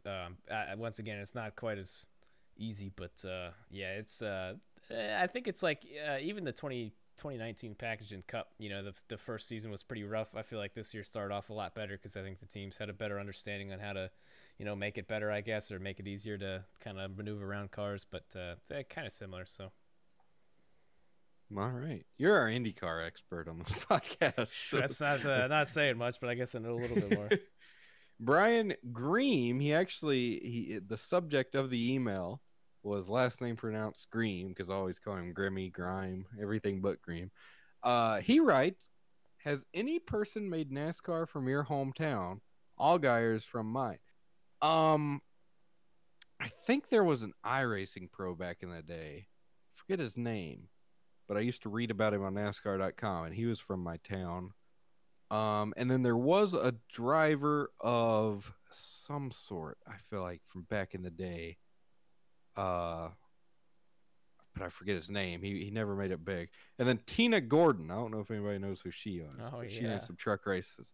She was from around here. I don't think she was from exactly Rome, but she was from around here. Other than that, though, Corbin Forrester's from pretty close. I'd say he'd be the biggest one that I can think of, because he frequents Rome, but he's from Cedartown, which is about 30 minutes south. So I'd say Corbin Forrester. What was the question from our town? Yeah, any person made NASCAR from your hometown. Well, there's not a lot that's come out of Hagerstown, Maryland, to be 100% honest with you. The closest thing we've got is Timmy Hill from Port Tobacco, Maryland. Ooh. And that's really about that. Where the fuck is Port Tobacco? It's down there by the port. Ah, okay. So yeah, that's gonna do the mailbag. Don't forget, askmoonhead@gmail.com. Send us your question. We'll read it if it's not fucking stupid. Back to you, Cozy. All right. Well, that was fun. So that brings us to the 300, which was slightly better. Only better because it was short. yeah. That's that true testament to what we talked about previously on the Gas Holds podcast. Shorter races. Although the 600, it's a crown jewel. You can't ever change the distance of that. But a lot of these like 500-mile races and stuff at the amount of halves, man, this one worked out because it was only, what was it, like 200? It was just a little over half distance of the 600. So, geez, it was, it did take a whole lot. It was like an F1 race. Like you get those F1 races in, like just under 2 hours or so. And it's like, even if the race sucks, which 95% of the time it does. You get it in and it happens and it's over. You know what I mean? So, what the hell even happened? Who won? Chase. I get to talk. Yeah, I get to talking and then I totally forget what the hell happened during the race. Yeah, Chase won. Yeah, well, good on Chase. At least he got him. He got him back one. He could be on like a 3-race win streak now, which good on him. He's really getting after it. I'll give it to him. All Hendrick's doing pretty good. Chase is the only one who can kind of seal the deal, and he can't really even do that. But Bowman, honestly, Bowman looked better than Chase, but he fucked it. Yeah, I don't know what he did, but he somehow spun out. He got loose. He got really loose coming out of 4. You don't see that. And you know what's funny? He was one of the drivers in the first race when they did the All-Star race with the variant version of this package. I remember himself spinning at Charlotte. And it just, I don't know. I don't know what his deal is. Different corner. I think he spun in 1 and 2, but still. We got to give a shout out to Ricky Stenhouse, which we've been kind of pooing on him lately, but good on him. I think most people were really happy to see him run well. And for like JTG, P4 finish, that's pretty damn good. That's really good. So, I mean, good for both of them too. And I don't know what those cars are looking like. I don't know if he's getting the good cars or what, because it's always been like one or the other for JTG. Like the 37 car was probably the best car there for a while with Chris Buescher. And but yeah, so they got him and Priest now. Priest has just kind of been like off doing his own thing in the back of the pack. But good on Ricky Stenhouse, man. He went through the turf. Priest did. Remember? He did do that. He did do that. Cool. That was cool. Shout out to the turf. We need more. Like, I don't know how expensive. I would imagine it's got to be pretty fucking expensive. Oh, it's really expensive. Really expensive. Yeah, so I understand why Charlotte's probably the only track to have that. But man, well, that's the thing though. Like, you think of, like, what did Talladega? They had like a $70 million like rebuild of the infield for Talladega. You couldn't have used a little bit of that for the infield. You know what I mean? Yeah. See, the problem, and I think weren't some tracks. It might have been Charlotte that started doing it, but remember when they do the dog leg, they just made it turf, so people, if they clipped it, it wouldn't destroy them. I didn't know about that. Yeah, I don't know if it was Charlotte or where did it. See, I'm torn on it because like I don't think somebody spinning through the grass should get destroyed. But there's also, I mean, there needs to be an incentive not to just drive down through the grass. You know what I mean? Yeah. So, like, eventually coming to the checkered, somebody's just going to do what Priest did. Yeah. And, you know what I mean? It'd probably piss a lot of people off. That's the thing, like, with the yellow line rule. The reason I'm for the yellow line rule, at least, like, on the back straightaway on the last lap and shit, is because there's no grass like there was back in the day. Like, back in the day, you could only go down another lane before you'd be in the grass and fuck yourself. Now you'd have people like Stenhouse putting them 8 wide down there, and then they all have to try to find their way back up on the track going down to 3. It would not be pretty. So I don't know. There needs to be limits to the track, obviously. But yeah, I'm all for turf if track's can afford it. Yeah, no, I see what you mean though. Like I understand it, but at the same time, if you're mad about cars getting torn up, just like don't spin. You know what I mean? Yeah, that's another thing. It's like, yeah. But, like, I can also see, like, it is kind of shitty in, like, a small team in practice or, like, a blown tire or something. Yeah, a lot of stuff that's out of your control knocks you down. Yeah, you go down through there and it rained 3 days ago and you just fucking lose your whole nose. Like, it shouldn't be like that. But then at the same time, it's like, okay, it also shouldn't be completely forgiving. So I don't know. I'm not gonna get mad over turf or grass or whatever. Yeah. But I would get mad if they just got rid of grass and like paved everything. I think that looks stupid, even paved. Yeah. Like, I think it needs to be turf if they're gonna get rid of grass. Bigger fish to fry, though. Am I right? Yeah. I mean, I'm not gonna make a big fuss over it. Anyways, Denny Hamlin came home P2. Blaney was up there for a while. Well, he was P2 for pretty much the entire last run and lost it in the last lap or two. Just couldn't really catch Chase. For one reason or the other. We had, once again, Stenhouse finished P4, Kurt Busch 5th, Logano, Keselowski, Austin Dillon, a top 10 run. Who would have thunk it? Wow. Yeah, I know, weird, right? But good on Austin Dillon. He actually ran, for whatever reason, top 10 most of the damn race. So, You don't see that a lot at Austin Dillon, so good on him. Martin Truex, P9, and Kevin Harvick, top 10. Remember when Harvick was leading? I almost forgot about that. I haven't seen a car fade like that in a long time. Because, like, in the last little bit, he went from leading to almost out of the top 10. Where did he finish? Like 7th, 8th? 10th. 10th? Okay, even worse. Like, I mean, that's... Yeah, you don't see that. They definitely... I don't know what the hell they did, but they set that car up to turn, and I guess they were just turning too much or something. I know he ran the fastest lap of the race, believe it or not. But... yeah, he whatever they did with that car, it was burning it up, and they fell like a damn rock. So, but yeah, that car was fast, and if it was a short run race, if they had more wrecks, then nobody was catching him. I remember I was watching him when one of the restarts, he was just sailing that car off through the corners. He just stuck it like unlike anybody else in the field. But obviously, you see the consequences of that. So. John Hunter Nemechek finished 13th apparently, so good on him. Didn't step on his dick there. Reddick finished 14th. Benedetto was up there. What happened to Bubba? Remember, Bubba was running up there in the top 10. Oh, yeah, it's deep right. in the top 10, and then something broke, and then he just parked it because he said, "I'm not going to destroy a car because we can't afford a fucking whatever it was." Oh, I didn't know about that. Damn. Yeah, I saw he was running really well. Bad. That sucks. Yeah, I feel, man. It seems like every time, like, remember that Bristol race where he went up there and took the lead, and then that's another instance of a car fading, and he went like a lap down afterwards. It was terrible. Yeah.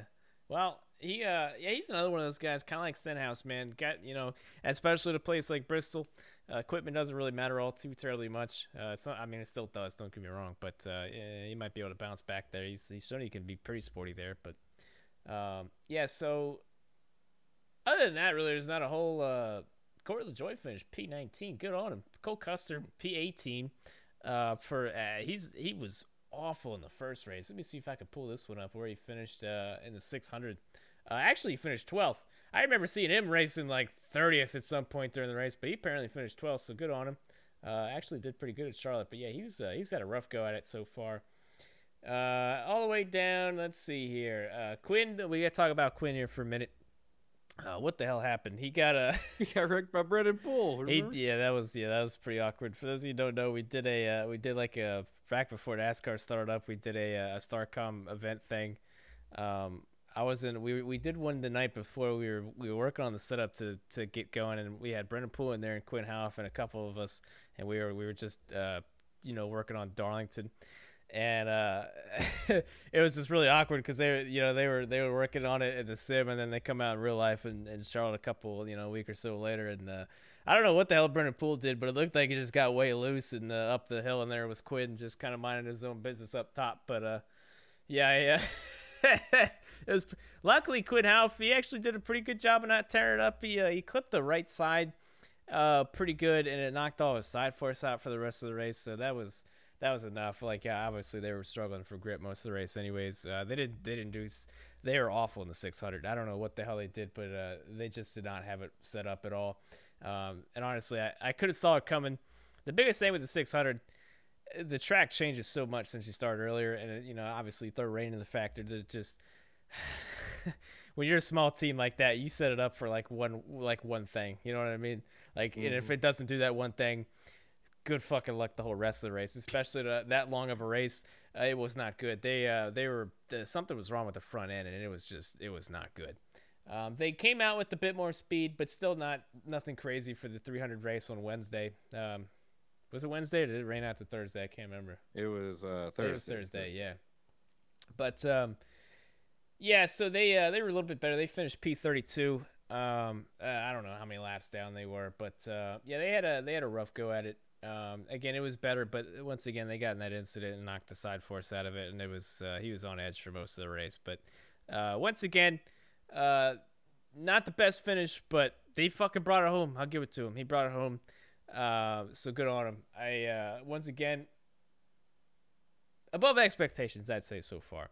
But Bristol, I'm really like, this is going to be a big race for them because they got that new rig. They've been working on that pull down rig or whatever they call it. The what did you call it again? Shake it like a shake you like a son of a bitch machine, I think Yeah. is what I call it.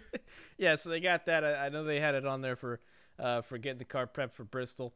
So again, one of those tracks where obviously, dude, I am so excited. We're going to talk about Bristol here in a minute, but obviously they're the back to the 2018 package with a small spoiler. So yeah, it's really going to be mostly up to the driver. So I'm curious to see what he does. He's going to be starting P28. So he got a pretty good draw. He's going to start off with some pretty decent track position. We'll see what he does. Hopefully, if he can make it a clean 500 laps, it's going to be really big. I don't know if he's ever been to Bristol, to be 100% honest with you. So it can go one way or the other. But other than that, there's the damn Rick Ware racing cars killed themselves on lap 1. I don't know if did you see that? No, see, I was out. What was I out doing? I was at my grandparents' house getting ready to come home. And I got in my truck and turned on Sirius, and they were already in the lightning delay. So I didn't get to see, or I haven't even seen the wreck with what did Joey Gase take out Smithley or something? That's what I heard. It was the other way around, I think, believe it or not. Joey Gase's PR actually tweeted out, we just got wrecked by our teammate, and something along the lines of that. I don't know what else came with that, but that tweet has since been deleted. Anyways, I'm sure it has. Yeah. PR tweeted that too. That's crazy. Yeah, they have him tweet on his account for during the race. But anyways, so Garrett Smithley, Joey Gase, 2 Rick Ware racing cars, basically just killed each other on lap 1. Starcom was actually in the middle of it. Got a little bit of nose damage, but otherwise got like they it was one of those classic like Mike Joy, crash, and then they cut to it and it's like mid wreck. And this Quinn was right in the middle of it. You see the bright yellow car. I'm like, Jesus. But he drove through it, and I was listening to the audio, and he just got a little bit of nose damage, so he got wiped out by Brendan Poole later. But anyways, I don't know what the hell those guys were doing. Apparently, they were pissed off because Clint Boyer, I think Joey Gase said that he had caused it. He tried going 4 wide and pinched them all up going off through the corner, and they got together. They really did not have a good replay of it anyways, so what the hell. But anyways, that's really about it for the 300 race, unless you got anything more you got to say about that. No, like I said, I didn't think it. Only thing that made it better was it was shorter, and there were a few more, like the 5 wide or whatever deal with Kyle Busch losing a tire when they were 4 wide. That was pretty cool, but other than that, there wasn't really much to talk about. Yeah, no, shorter races are definitely the way to go for most of the, that aren't crown jewel races. So basically, that moves us on to our next topic, I guess, if you want to talk about it. So obviously the story of the last 5 days now. Riots. Yeah, the riots have been going on in a lot of the bigger cities. I mean, you're a bit away from Atlanta. I'm a bit away from any of the other big cities like DC, Baltimore. Props to Baltimore, though. I saw that they were keeping everything peaceful down there, which is pretty good for Baltimore. They learned their lesson. So it's good on them. It's been tough to watch a lot of the major. Like I was really surprised, but I'm not surprised, but I was surprised to see how many big cities this was affecting. Yeah, well, having CNN on right now, they're doing a thing detecting COVID-19 in wastewater. So I guess all the riots have slowed down for the night. But man, it's so. First of all, I want to say that I support the whole movement. That was a fucked up situation, and that cop, all 4 of those cops should be arrested and charged with murder. But these riots, I'm not going to get political, but it's a bigger deal, I feel like, than just locals being mad. The protests are one thing, but the actual riots and burning shit down, it's bigger than we'll ever know. But it's made great TV. We've been glued to ours the past couple nights, have we not? Yeah, it's been. We've seen some shit, man. Like we said earlier, the dumpsters have been the move. That's what surprises me. I never thought that dumpsters would be the I don't want to say weapon of choice, but They've been rolling them suckers around. I'll tell you Yeah, that. I don't get it. Like, what inspires people to just, oh, let's find a dumpster, let's roll it down the street, and then they always end up on fire. Cop cars have been set on fire. The funny thing was in D.C., they had these barricades in front of the White House, and people would pick them up and try to use them as weapons, and then the cops would come in and swoop in and put another barricade up. And then you fast forward to tonight, and they got the barricades tied together. So I guess we're all evolving. They were playing tug of war with them there for a while. Yeah, the police had one side and everybody else had the other. They're just pulling back and forth. Bicycle cops, they'll form a little line with their bikes, and they'll like hit people with their bikes. We've seen whoop-ass sticks. We've seen shields, flashbangs, tear gas, pepper spray. The thing that really gets me is like they'll set something on fire, and then fire department shows up and they start throwing shit at the firefighters. It's like, what do the firefighters do? They put out the fire. But yeah, man, it's been fucking insane. Luckily, my town hasn't. I don't think my town will see any riots. But man, it's one of those deals. It's scary and it's sad, but it's like there's so much negativity. I'm just like, I don't want to laugh at it, but it's like I'm gonna laugh at it because it's like anybody who follows me on Twitter knows where I stand on the actual situation. But I don't know, man. It's just, anytime something like this happens, I just sit around and watch it and make fun of people. Yeah, That's all I know to do. Yeah, I always just try to stay the fuck out of it because like no matter what you say, it feels like there's always somebody trying to like skew what you said. And yes, I went through that this week. Yeah, I just like that's probably one of the biggest reasons I just try to stay out of it. But it's the only thing I'll say is just it's a tough situation all around. I agree with what you said. It's just I was listening to the Joe Rogan podcast, and they're talking a bit about it. Just it makes you wonder, man, because if that, I mean, you had to go through a little bit of training to be a cop, right? And to sit there with his damn knee on your neck, on the dude's neck, just for that long. I mean, you gotta know what that's gonna do after a while. I don't know, man. It's just that's really fucking shitty. And, well, there's new video out tonight actually. And it comes from Sean King, who is a fraud. But either way, the video I saw came from Sean King. Apparently, I mean, it was real, but who knows if they edited it in any way, like time wise. They had George Floyd in the car, and they were beating the hell out of him, and then they drug him out, and that's when the knee was put on his head.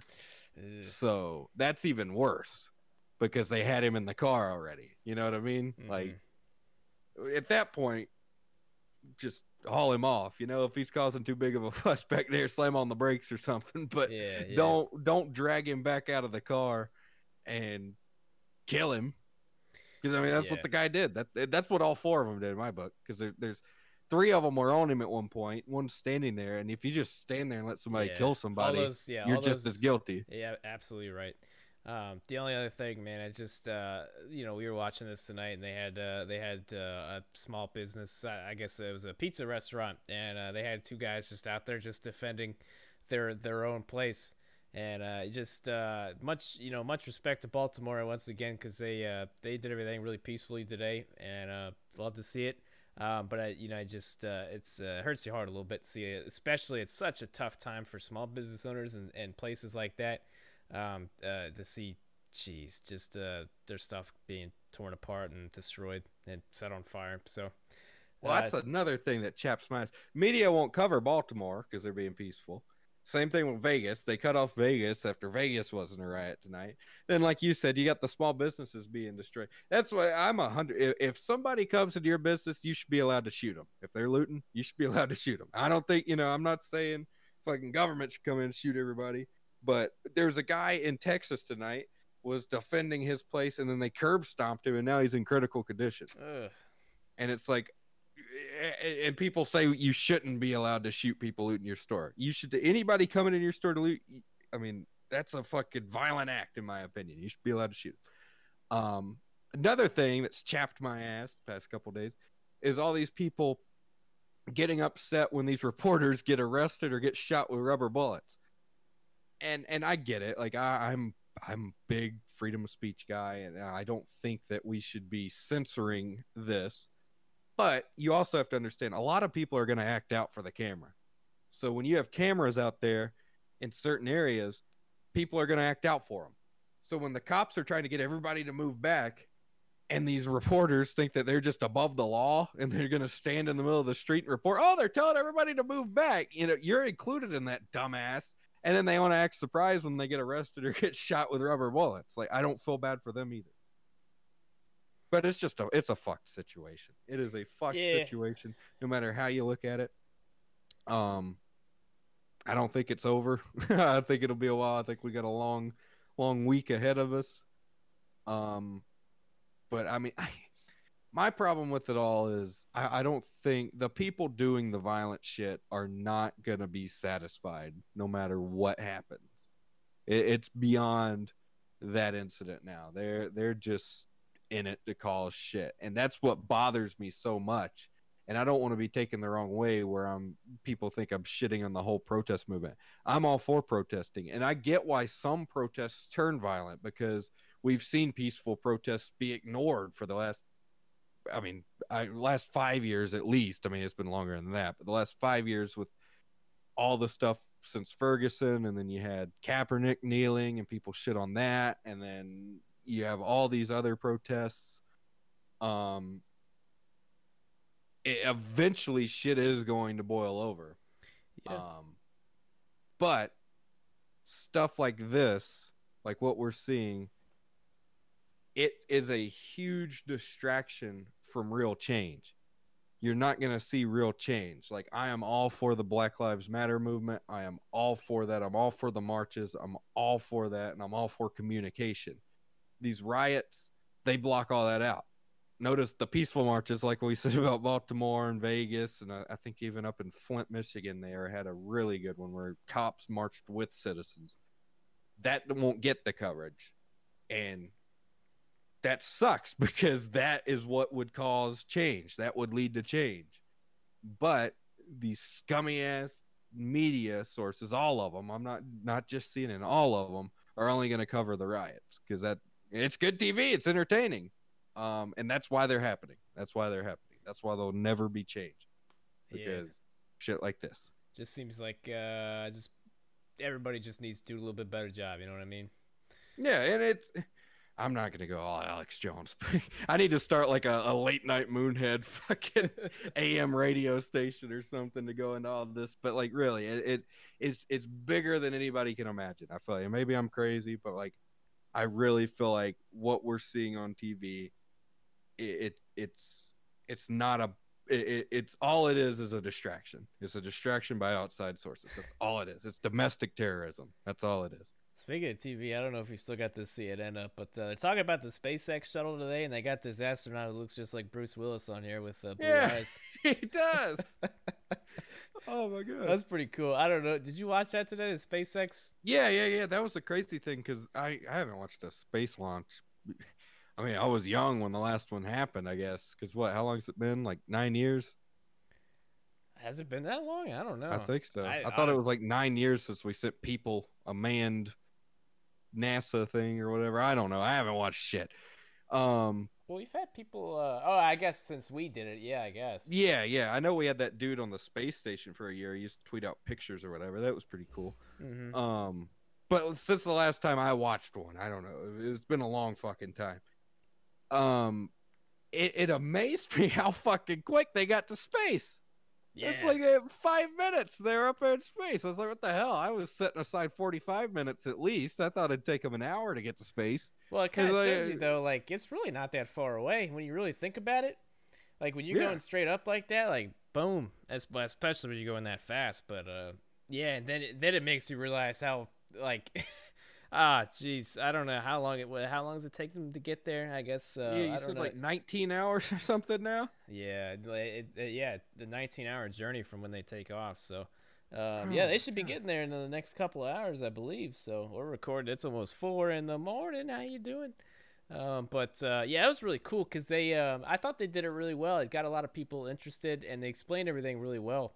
They had two people kind of commentating it, and you could hear the people cheer every time they got to a new step, the next step of the process, which was cool. But yeah, they had a little I don't know what you call it, but it kind of turned and it showed the stages coming up, and yeah, just the crazy thing, they got I don't know.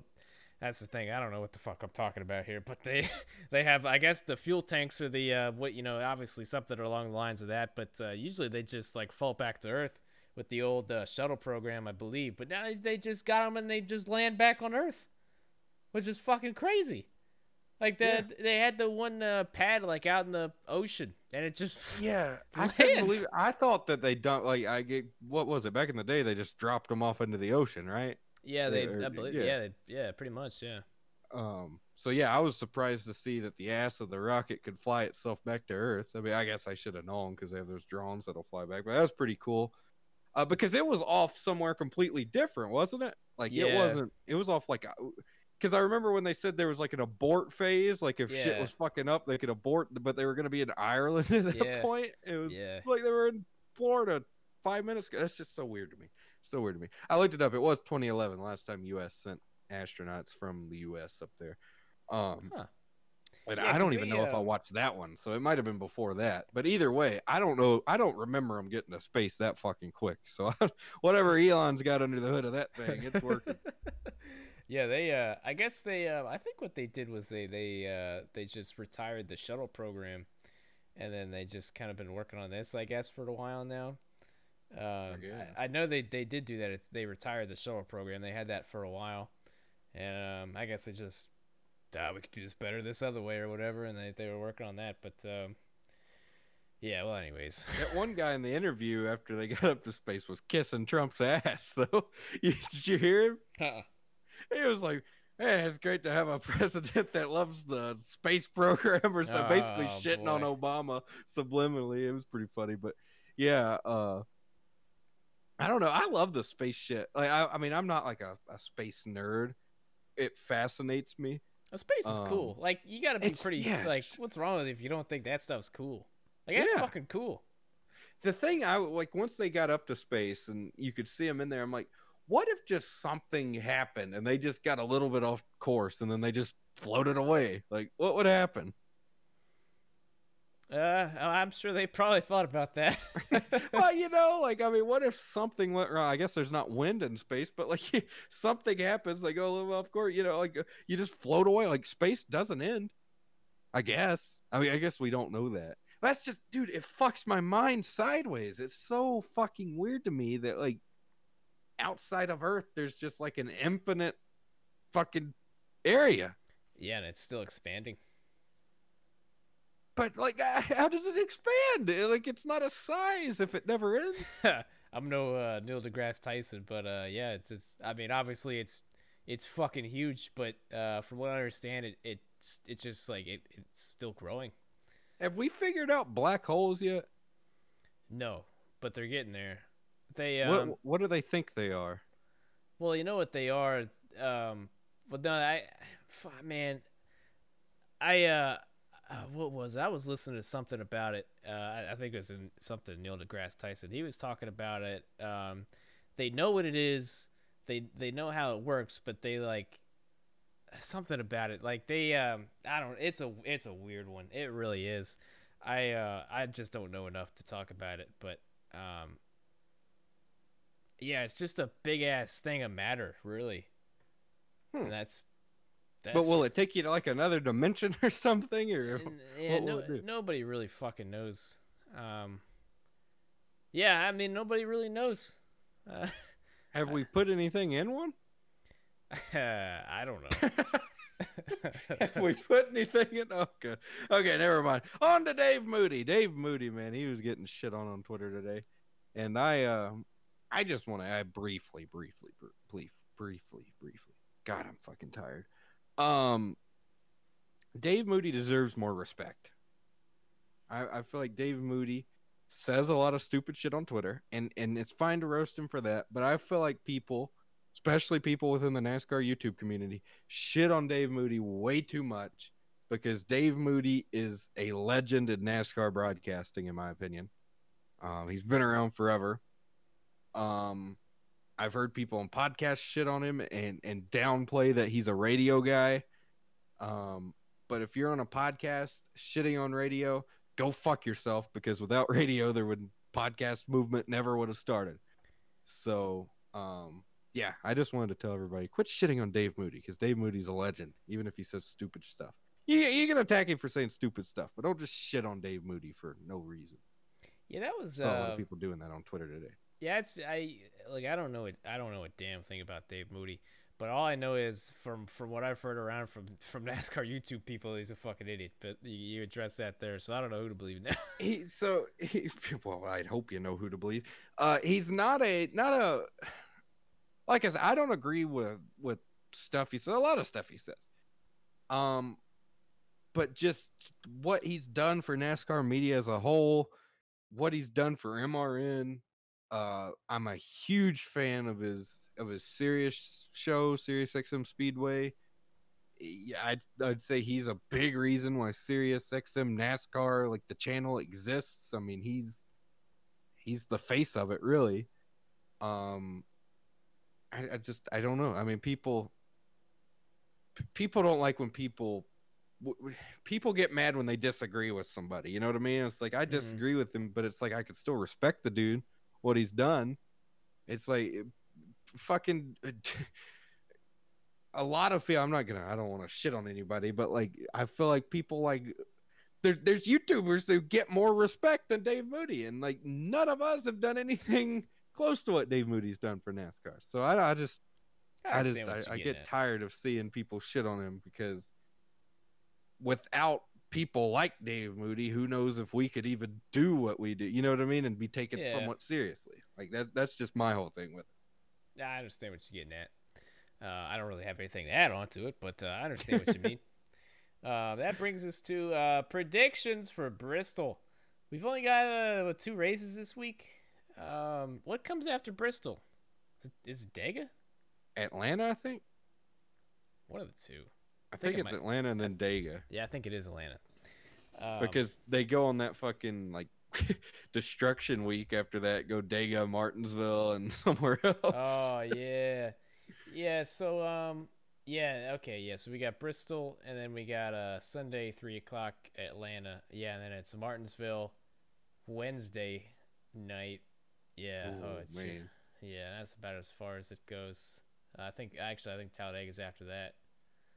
I think Dega's June 15th, I think. I don't know my dates. Hang on.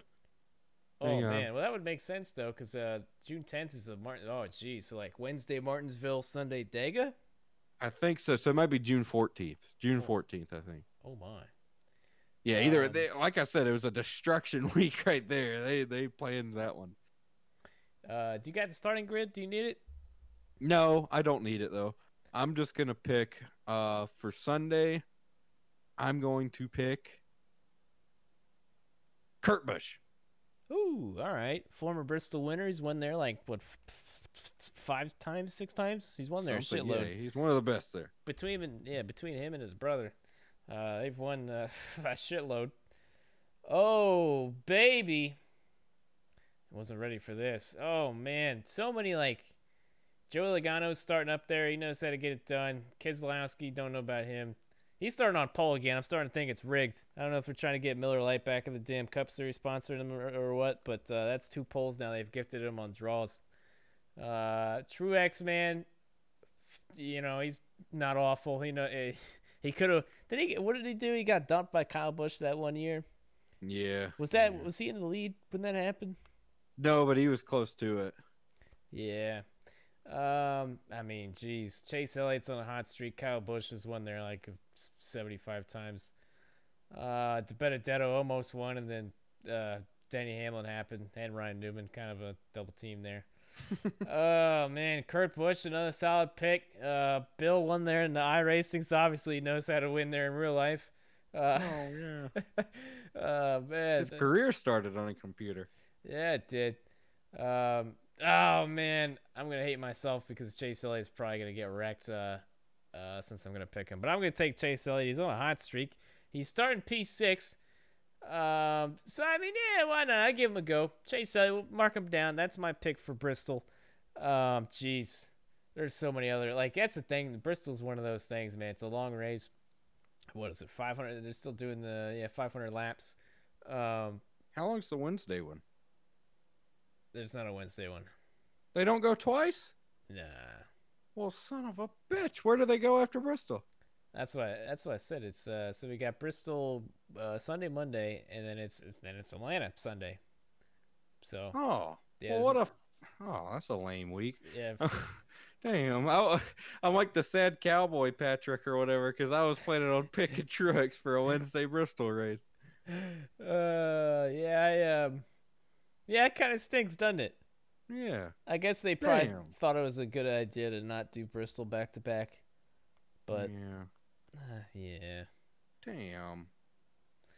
Well, fuck. Now I'm sad. Yeah, I'm a little sad too. But hey, we got it tomorrow, and I think it's the weather's good, it's clear, so we should be able to get it in no problem. I'm looking forward to it. Let me tell y'all, we had they went back to the 2018 Aero package for Phoenix, and believe it or not, Phoenix was actually watchable. So boy, man, softer tires, small spoiler for Bristol. Oh baby, we're setting up for a goodie. Oh, I think it's gonna be a goodie. It might not be a goodie, but I mean, like, it's hard to fuck up Bristol. You know what I mean? Even with just Bristol's been really goofy the last couple of years. They've been messing with traction compounds and stuff. But we're back to that small spoiler. Last year, though, it was actually good. Like I thought, that's the Bristol thing. was one of the few short tracks that the package actually. I was getting there. I was having a stroke, but I was getting there. Yeah. For whatever reason, the 2019 package with a big ass spoiler on there, it didn't seem to dick up Bristol too bad. It wasn't great, but it really didn't affect it too much for whatever reason. They still managed to get around it. So that's why I'm really hopeful that it'll be just that much better. I don't know. We'll see. Or worse. It could be worse. I don't think it will be though. No, I don't. I think with how the races have gone, I'm not gonna let Charlotte get me down. I think we're setting ourselves up for Atlanta. Will probably suck with this package, but I feel like everything else. I'm not looking forward to Dega. I hate this plate package right now. That's a bold statement right there, man. The kids are gonna get you on. Yeah, if we're not killing people, it's not good racing. But it just bothers me the whole lag back a second behind everybody and get a huge run. That bothers me. I miss the days of super speedways being checkers. You know what I mean? Where I think to make a move, you plan for 5 laps. I think it's very similar to exactly what we were talking about with Indy 500. That DW12 package where it's just batshit fucking crazy and it was just draft heavy. That's kind of what we've got now. But I think we'll probably get back. Hopefully we'll get back. Bumpy Daytona, man, that's where it was at back. Mm-hmm. Oh man, I miss Bumpy Daytona. That's a good one. But yeah, I saw an onboard with Junior, and he was he was lifting on the straightaways to time his run perfectly. Yeah. Like he lifted on the front stretch and then timed his run through 1 and 2 and then pulled high on the back. Like I just miss those days. Because plate racing, you'll never tell me it doesn't take skill, because if you look at the last few plate races, you had Newman, Blaney, and Hamlin up at the front of all of them, even though you know what happened in the 500 with Newman and all that. But still, they were all up there. You see the same people up there all the time. It takes its own set of skills. But right now, I just hate the fucking, like I said, layback and then just fucking get this huge ass run. And of course, people up front are going to try to block it, and then they hit the wall and fly into the air. It's terrible. Terrible. It's great for I don't know, just low attention span kids. Yeah, it's exciting to look at, but at the same time, it's batshit crazy. It's dangerous. No, I'm with you on that. I don't know. Plate racing is just gone through it. You know what I mean? The tandem shit. Back what it was before that. Back when you actually had to really work for it. I think those were good times, man. I wouldn't mind them coming back. But man, the plate. Well, even the tandem and 2012 and 2010, even when they could kind of tandem and all that was cool. But like I said, I can't get behind this, because even this, as crazy as it is, it makes the majority of the race boring because they just ride single file waiting to start making those big runs where they lay back. And then either what happens, you have a couple of small wrecks and then a terrible wreck coming to the checkered, or you have one big ass wreck and then you don't have enough cars left for a decent finish at the end. So it screws the whole thing up. I don't like it. Yeah, I don't hate it, but I don't like it. It doesn't seem like the drivers like it either. So yeah, it's just stupid. Like, think about how many times in the past, and it's definitely been worse the past 2 years, but like the last 5 years, think about how many times in like Dega races or Daytona 500s even where there's been like 12 people out there at the end of it. Yeah, it's never a good look, especially for the Daytona 500. It's such a prestigious event, or it used to be. It's not really much. It's not what it used to be. Let's be honest here. Yeah, it's every 500, dude. The last couple of years has just been the same shit. The entire field wrecks out, and then you're left with like 18 cars. And everybody's just like, this is the Daytona 500. This is it. Yeah, I mean, like third place usually has Barbon flapping on the thing. Like there's half two the cars clean cars out there. And it's I don't know, man. It's like I don't mind, like the big one is part of plate racing, but it always has been, always will be. We don't even have the big one anymore. Like sometimes we'll have the big one where it's like 38 cars in it, but like usually it's just several small ones that take out a bunch of people, and people just go back out there and keep wrecking till they can't drive anymore. Yeah. I don't like it. I don't like it. It's going to get somebody seriously hurt. Well, I mean, it's already done that. I